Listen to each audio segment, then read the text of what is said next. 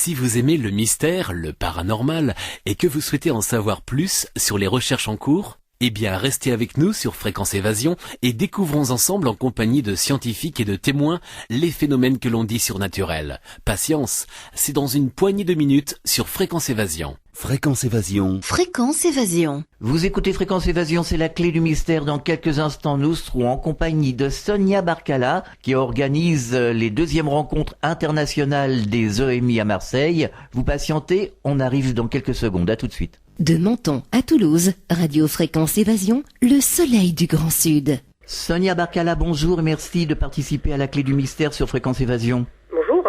Alors, vous organisez les deuxièmes rencontres internationales des OMI à Marseille. Quels vont être les invités pour cette deuxième rencontre ? Eh bien, il y a une large palette d'invités de qualité, bien sûr, qui viennent un peu partout dans le monde, comme bien sûr, on va dire le père des NDE, le docteur Raymond Moody, l'auteur du best-seller La vie après la vie. Mais il y aura également d'autres Américains comme le docteur Jeffrey Long, le président de la fondation NDERF, qui est le site le plus important au monde de témoignages d'expériences de mort imminente, et de celui qui fait beaucoup parler de lui en ce moment, qui est le docteur Eben Alexander, ce neurochirurgien qui a vécu une expérience de mort imminente et qui a différentes approches maintenant de ces EMI. Oui, alors justement, vous pouvez nous donner des précisions sur ces deux personnes qui vont participer à ces rencontres ? Comme je le disais, le docteur Jeffrey Long, c'est un radiologue. Il a l'un des plus gros, le plus important site de témoignages au monde. Il recueille des témoignages depuis de nombreuses années, lui et sa femme Jodie, qui sera également présente. Et ils ont établi des statistiques au niveau interculturel. On fait ressortir vraiment des points communs très intéressants. Le docteur Jeffrey Long vient de sortir un livre sur le résultat de ses études passées par rapport justement à ce site internet. Quant au docteur Eben Alexander, ce neurochirurgien qui est neurochirurgien de père en fils, et ce qui est intéressant par rapport à ce monsieur, c'est qu'il était très sceptique par rapport à ces expériences de mort imminente et que depuis qu'il a vécu l'expérience, évidemment, il a un autre regard. Alors, la suite du programme, quels seront les autres participants de ces rencontres ? Pour cette nouvelle édition des rencontres internationales sur les expériences de mort imminente, j'ai fait le choix d'inviter des cultures différentes. Voilà, des personnes qui sont de cultures différentes, comme le docteur Mohamed Karim Joua, un médecin qui est aussi à la faculté de médecine de Casablanca, le docteur Eyal Shem Goldberger, qui est un médecin en soins palliatifs à Tel Aviv, en Israël. Donc il y aura bien sûr le docteur Jean-Pierre Postel, le docteur Éric Dudois, le psychologue clinicien de l'hôpital de la Timone, le docteur Bernard Sanson. L'idée est de faire témoigner un grand nombre de médecins sur leur propre expérience, sur leur propre pratique après, bien sûr, comment ils peuvent utiliser les récits d'expériences de mort imminente à des fins thérapeutiques et pédagogiques. Donc il y aura des représentants aussi de l'ARS, l'Agence régionale de la santé, avec Joël Jacques, du CNRS, avec un ancien collaborateur de l'équipe d'Olaf Blanc. Il y aura des sceptiques, donc Christophe Lopez, notamment. J'avais pensé à un grand nombre d'intervenants qui malheureusement ne pourront pas être présents pour ces rencontres. J'ai quand même réussi à les interviewer et à faire une petite interview, un petit reportage qui sera diffusé pendant ces 2 jours de colloque. D'accord. Alors, vous avez invité des sceptiques. Quel est leur point de vue, justement, à ces sceptiques ? Parce que les choses avancent, finalement. Ça me fait toujours penser au cas Pamela Reynolds. Le cas Pamela Reynolds, on peut pas dire que c'est le cerveau. Qu'est-ce qu'ils disent, ces sceptiques, aujourd'hui ? Ils disent quelque chose de très intéressant, de très fort par rapport au cas de Pamela Reynolds. Et je pense qu'on ne peut pas ne pas en tenir compte. C'est-à-dire que le cas de Pamela Reynolds... il y a eu beaucoup d'amalgames de faits, par exemple. Pourquoi, la question qui me pose, c'est pourquoi ce cas, qui est si extraordinaire, n'a pas été publié ? Alors la question est de savoir, est-ce que ces médecins ont été refusés, la publication a été refusée dans un comité de lecture, ou est-ce qu'ils n'ont pas souhaité publier, ce qui est différent ? Tout à fait, oui. Voilà, donc la question se situe à ce niveau-là. On aimerait bien savoir, parce qu'ils nous disent, vous avez toujours des cas extraordinaires, mais... on aimerait bien en savoir un peu plus, avoir les dossiers médicaux, avoir des publications, etc. Donc, Oui. Donc ces sceptiques finalement voudraient une enquête un peu plus approfondie. Ils voudraient plus qu'une enquête, ils voudraient des documents, ils voudraient des preuves, ils voudraient des mesures, ils voudraient un tas d'éléments pour pouvoir analyser tout ça, ce qui est normal. Alors visiblement, ces documents existent puisqu'on dit que tout avait été consigné à la minute près. Oui, très bien, mais il faudrait que ces personnes qui ont ce document les fassent découvrir. Et ça, c'est pas gagné. Vous croyez? Malheureusement, voilà, c'est...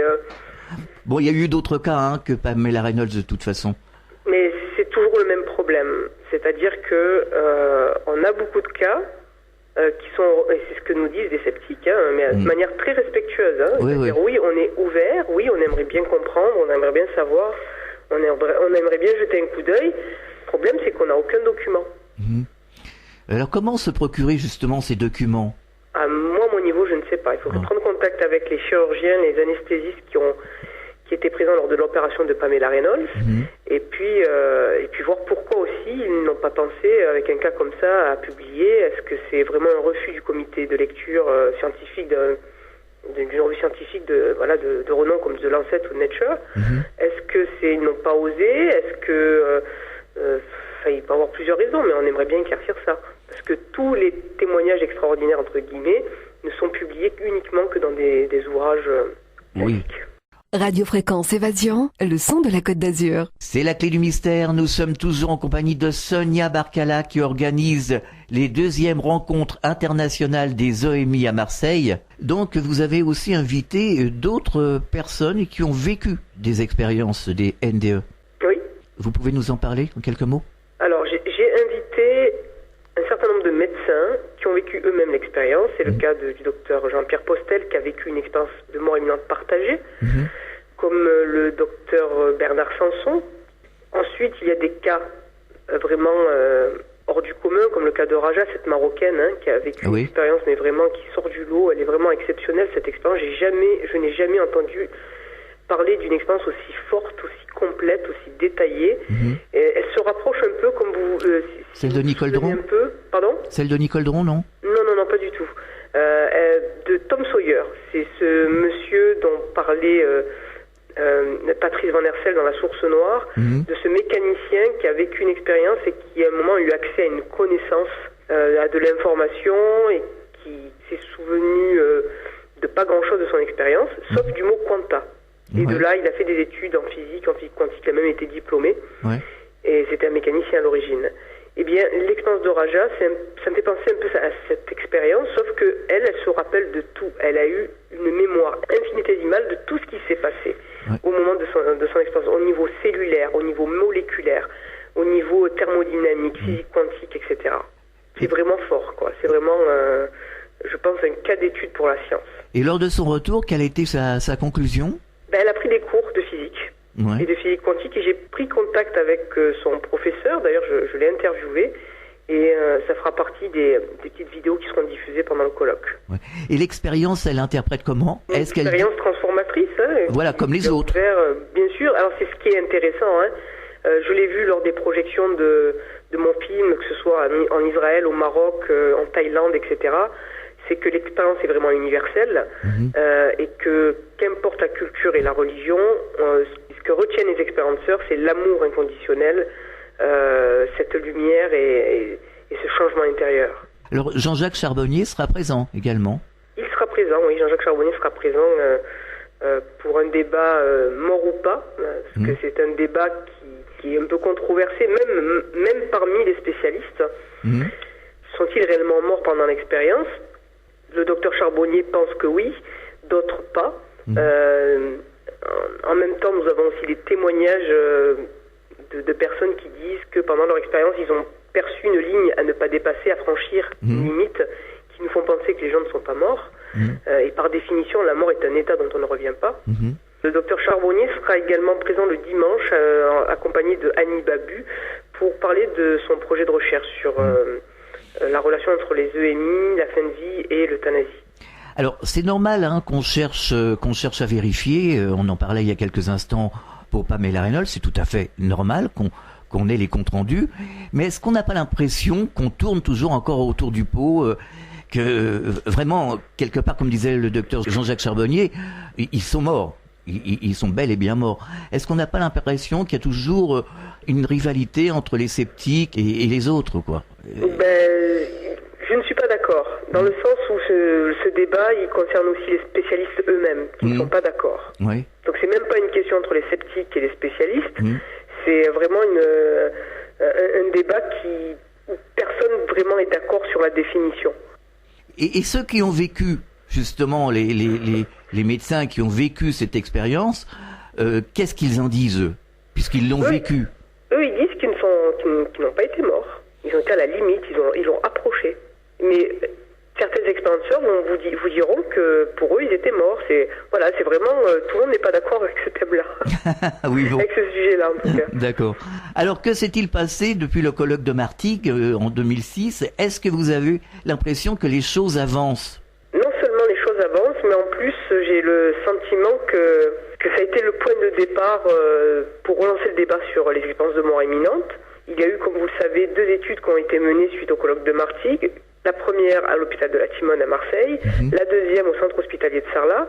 Et puis depuis quelques mois, ça bouge énormément. Et d'autres projets de protocole sont en cours, même à un autre niveau.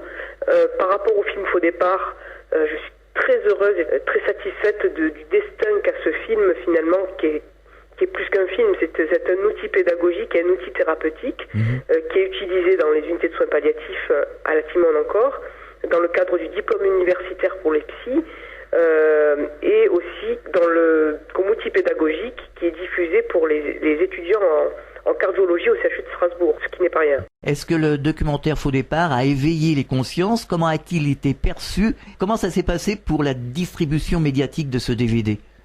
Alors, au niveau distribution médiatique, je viens de résilier mon contrat avec mon distributeur, car je me suis aperçu que finalement, passer par des grands réseaux sur Internet, c'était plus diffusé que maintenant dans les librairies, honnêtement. Donc, il a eu une excellente presse, il est très bien accueilli, il dépasse les frontières même, et j'ai eu beaucoup de commentaires signifiant que le DVD avait beaucoup aidé. Éveil des consciences, j'ai pas la prétention de dire ça, mais disons que je pense qu'il contribue à se poser les bonnes questions. Quelle différence entre les 2 rencontres, celle de Martigues en 2006 et cette rencontre que vous organisez en mars 2013 à Marseille? Alors, les premières rencontres à Martigues dressaient le bilan des 30 dernières années sur le sujet. Ouais. C'était une première. On se posait la question quel regard avaient les blouses blanches face au récit d'expérience de mort imminente. 7 ans après, la question est de savoir qu'est-ce que concrètement on peut faire avec ces récits. Et bien sûr donner quelques éléments. Ouais. Mais là, ça va beaucoup plus loin.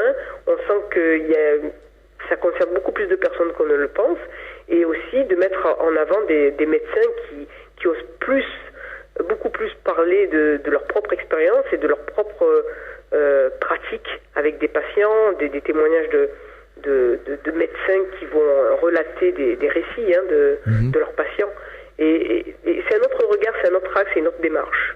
C'est vraiment donner des résultats. Qu'est-ce qui s'est passé depuis Martigues? Alors vous allez nous dire où ça se déroule exactement? Alors ça se déroulera, les rencontres se dérouleront le 9 et 10 mars 2013 au Parc Chano, le grand auditorium du Parc Chano à Marseille.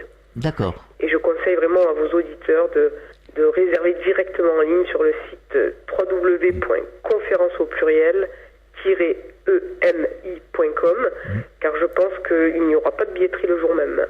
Est-ce que vous avez un message à faire partager aux auditeurs, Sonia? Je pense vraiment que le colloque de Marseille va marquer une nouvelle fois un grand tournant. Vous avez un site internet? Oui. Alors vous allez nous redonner l'adresse? Oui, c'est www.conférence-emi.com. Voilà. Qu'est-ce que l'on peut trouver sur ce site? Le programme, les intervenants, les thèmes abordés, des vidéos de presse. On peut trouver toutes les infos sur c'est le site spécial du colloque en fait. Merci Sonia d'avoir participé à cette émission. Bon courage pour ces 2e rencontres internationales des OMI. J'espère